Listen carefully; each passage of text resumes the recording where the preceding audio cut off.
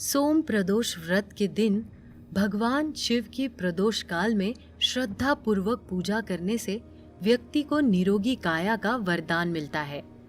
इसके अलावा भगवान शिव इस व्रत को रखने वाले भक्तों की उनकी मनोकामना पूर्ति का भी वरदान देते हैं। अब सुनते हैं सोम प्रदोष व्रत कथा।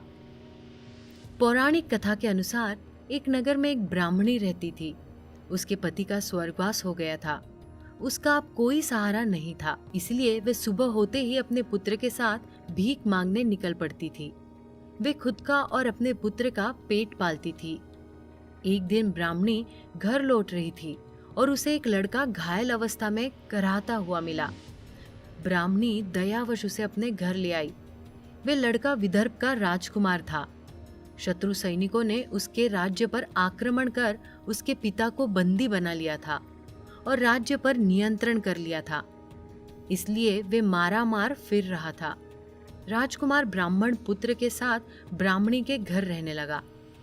एक दिन अंशुमति नामक एक गंधर्व कन्या ने राजकुमार को देखा तो वे उस पर मोहित हो गई। अगले दिन अंशुमति अपने माता पिता को राजकुमार से मिलाने लाई। उन्हें भी राजकुमार पसंद आ गया। कुछ दिनों बाद अंशुमति के माता पिता को शंकर भगवान ने स्वप्न में आदेश दिया कि राजकुमार और अंशुमति का विवाह कर दिया जाए, और उन्होंने वैसा ही किया। ब्राह्मणी प्रदोष व्रत करने के साथ ही भगवान शंकर की पूजा पाठ किया करती थी।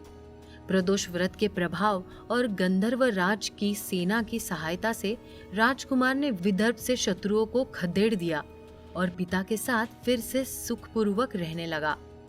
राजकुमार ने ब्राह्मण पुत्र को अपना प्रधानमंत्री बनाया।